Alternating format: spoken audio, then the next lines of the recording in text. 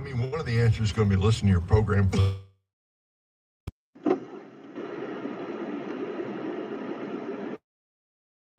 Sit and give us a Sudoku. Try that. Yeah, the beginning step is to give yourself grace and space to be human. Recognize there is no perfect parent. Every generation of parents has had their own struggle. We think of the greatest generation who was so brave and yet didn't know how to deal with trauma from war, so stuffed it down. It was be stoic. And then we have the generation after that, the silent generation, raised to be seen and not heard. Don't trigger your parents' trauma. Loved, and we're going to be loved no matter what. And then you have Gen X who raised themselves, and latchkey kids, they said raise kids differently, and they have millennials who do love their parents but are mocked for it, and so we go on and so forth. So I think the first thing to do is to give yourself grace and space to be human. Recognize that it's a problem. Ask the Lord to help you, and the best thing to do is to have your kids hold you accountable. Sit down, reset the boundaries. Say, I've learned some things that are going to help our family be healthier. It's going to be hard. We're going to mess up, but I want you to hold me accountable. Let me tell you, kids will run in and say, if you say no phones at the table, that's one of the rules we have. If I even, have a hint of reaching toward my phone, my kids are like, no, not gonna happen. So you've all just got to work on it together. Just choose one thing. And again, on the program, we're walking through how do we do that with grace. I'm so guilty of many of those things. Me too. Me too. My kids, I feel like my kids are about to call in. I'm glad you don't have callers right now because they would tell you. All right. Thank you, Jessica. Thank you. Thanks for being in Tupelo to visit with us, and appreciate your show. Now, your home base is in Houston. Houston. Yeah. That's right. I am in Houston. Houston area. We got a lot of listeners there. 88.3 in Conroe. Yeah, we do. Hey, y'all. I'm going to give a Texas shout out right there. By the way, did you bring any brisket or no? I ate it already. Okay. I brought it from Buc-ee's. There you go. That's what I'm talking about. Hey, they're brisket sandwiches. They were doing let me know your location. I'm telling you. I was recently in London, and I was in a ride share, and the guy said, we got to go to a big gas station. This one has 4 pumps. So sir, we got 120. Right. You couldn't even imagine it. All right, thank you, Jessica. Thank you so much. Thank you. Okay, that's Dr. Jessica Peck, host of Dr. Nurse Mama. Listen to her each afternoon here on American Family Radio from 2 to 3 o'clock Central Time, right here on AFR.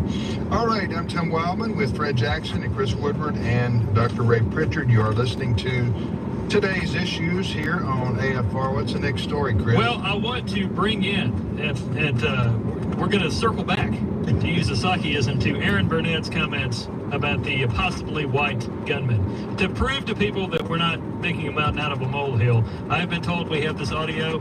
It is clip 16. Here we go.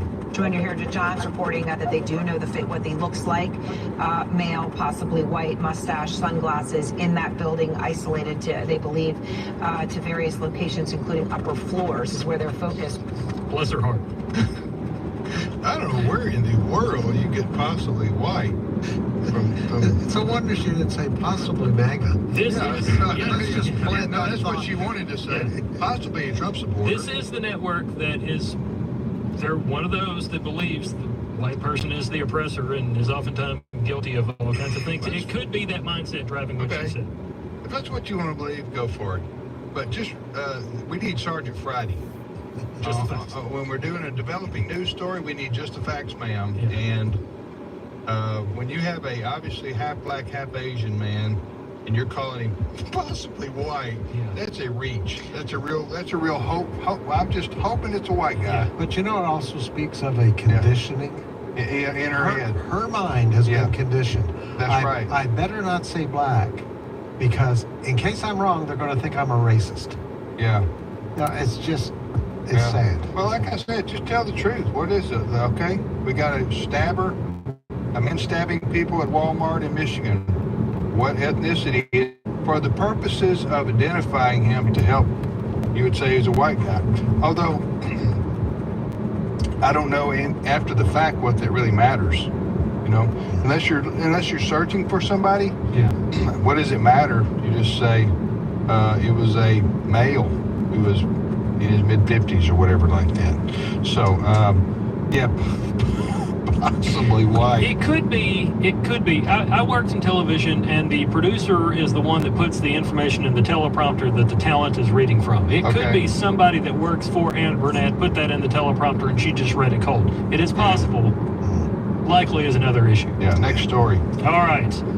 We do have some audio here. I want to play this. It's a little bit. One of the survivors of the horrible flooding out in Texas about a month ago was on Fox and Friends this morning. She took a song called Hallelujah, and she kind of flipped it, made it her own, and she's singing about the experience that she went through and the flood victims here. We can cut out of this when we need to, but clip 14.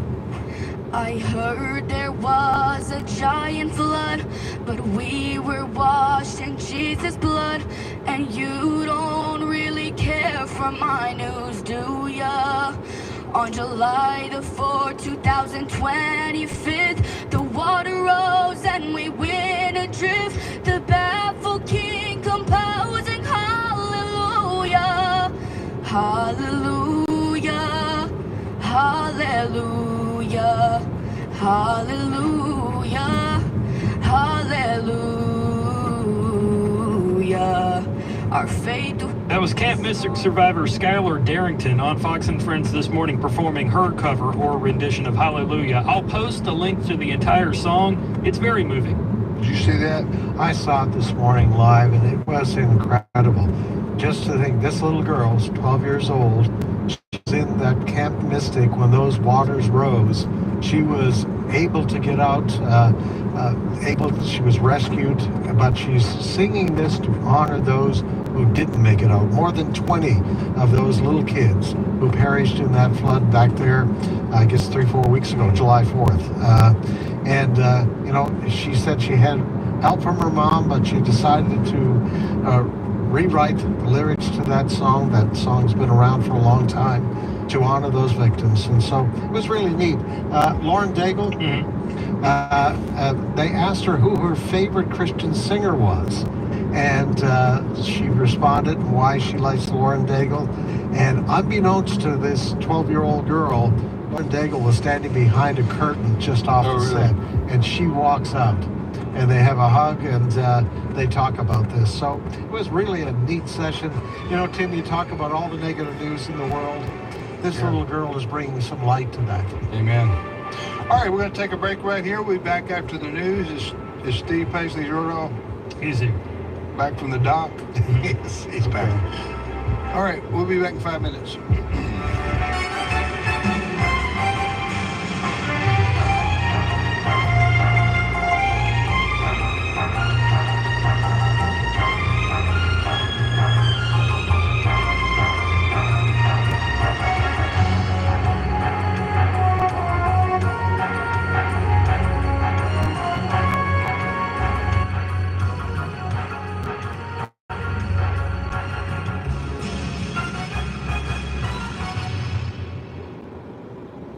The views and opinions expressed in this broadcast may not necessarily reflect those of the American Family Association or American Family Radio.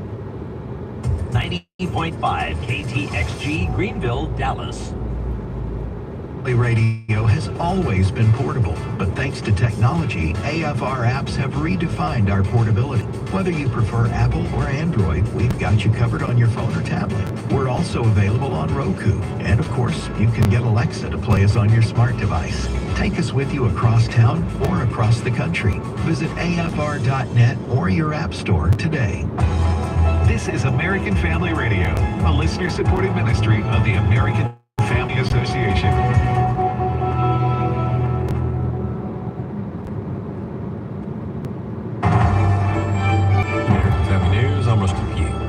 President Trump breaking with Israeli Prime Minister Benjamin Netanyahu, saying he sees real signs of starvation in Gaza and is pledging to set up new food centers.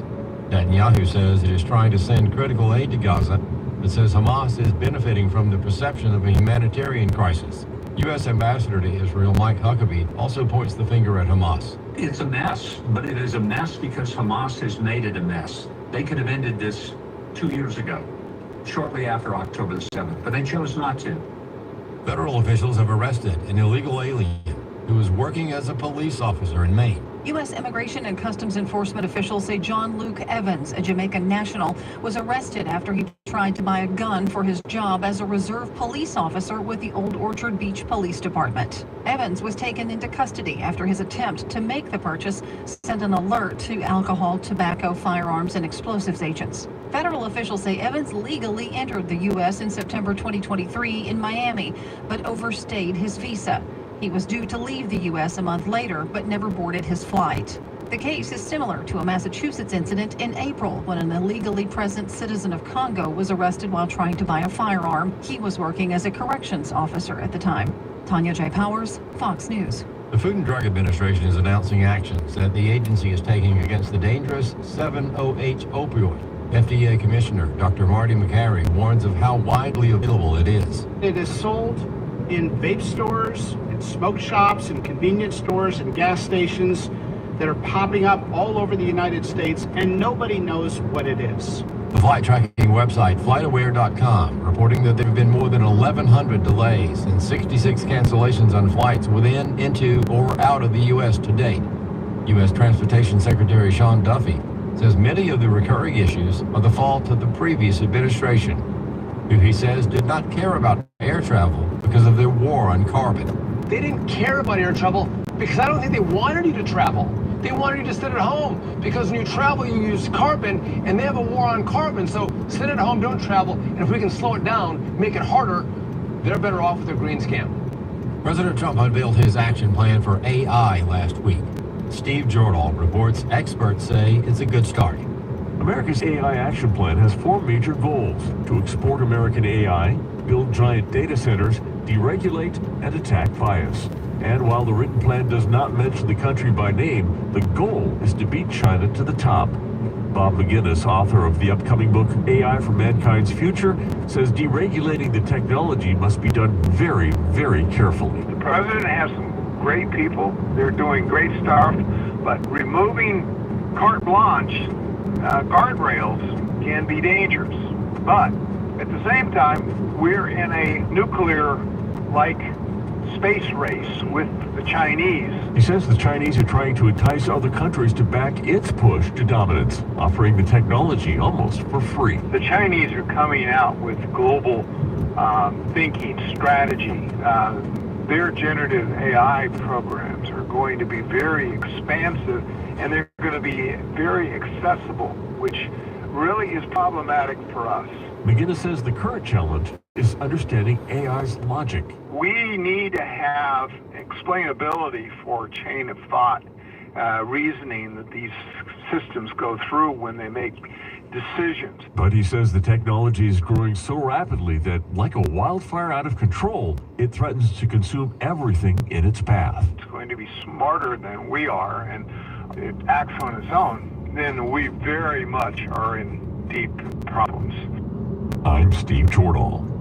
U.S. stocks are edging back from their record levels on Tuesday as an incredible busy week for Wall Street picks up momentum. The S&P 500 was down 0.2% in midday trading after setting an all-time high 6 straight days. The Dow Jones Industrial Average was down 202 points, and the Nasdaq Composite down 0.3% from its own record.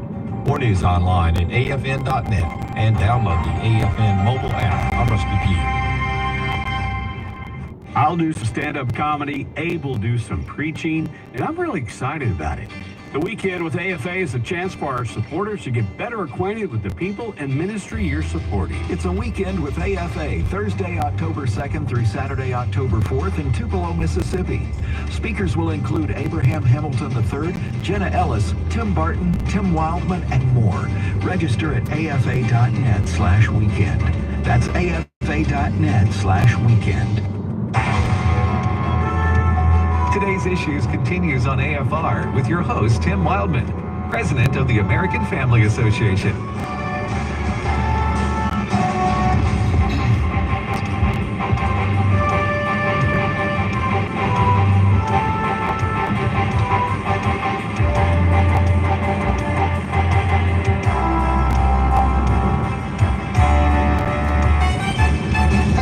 back, everybody, to today's issues on the American Family Radio Network. Thanks for listening to AFR on this Tuesday, July the 29th, 2025.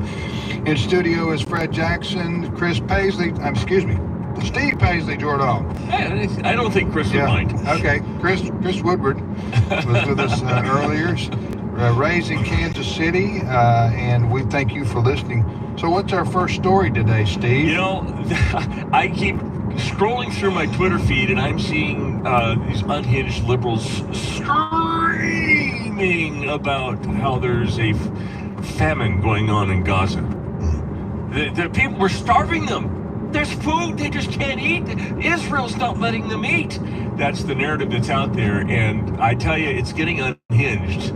I think Mike Huckabee has something to say about this. Maybe he can set the record straight, and I have been looking at it too. So if he's the ambassador to Israel for the United States. He is the American ambassador to Israel, and this is what he had to say about it. Cut 15. It's a mess, but it is a mess because Hamas has made it a mess. They could have ended this 2 years ago, shortly after October the 7th, but they chose not to. After they massacred 1,200 people and brutally murdered them, then they took 250 hostages where they continued to torture them. Most of them are out, but there are still 20 living hostages, we think, and then the rest are deceased, but their remains are still in Gaza. It's not a pleasant situation, but it's unbelievable to me, Dana, that you see worldwide all the pressure is being put on the Israelis. The pressure should be put on Hamas. They're the ones who keep changing every opportunity to end this. The president was exactly right when a couple of months ago he urged us to stand up a food operation, which we did, called GHF. We fed over 96 million meals safely. It's also been a model so that Hamas can't steal it. Those were the two things the president said. Get food to the people who need it, but make it so that Hamas can't steal it. The UN method, which, by the way, has been a disaster, is one that, as they like to use the euphemism, it's self-distributed. That means the food is stolen off the trucks as they drive in. So is there suffering? Yes. Is it as bad as some of the Europeans say it is? No. But it could be a whole lot better. It could all be over quickly if Hamas would finally decide there's no future for them there, which is exactly what the president keeps saying. You know, several points there. And the main one being, this never had to happen in Gaza. Hamas initiated this on October 7, 2023. Hamas could end this any day of the week if they would just put up the surrender sign and let those hostages go. This is all of Hamas, but the mainstream media around the world, governments, sadly, British government, French government, are all blaming Israel for this. You know, each day, the Associated Press puts out stories on this every day, and they like to do a death count of the number of Gazans they say the Israelis have killed. But you know what their source is? AP source is? Hamas. Oh. Hamas runs the medical system in Gaza. That is their source. Why do you think terrorists have any resistance against lying? Of course they're lying. Mike Huckabee, I saw the whole interview on Fox this morning. He was asked about the images that are being put out there, the pictures that people are reacting to.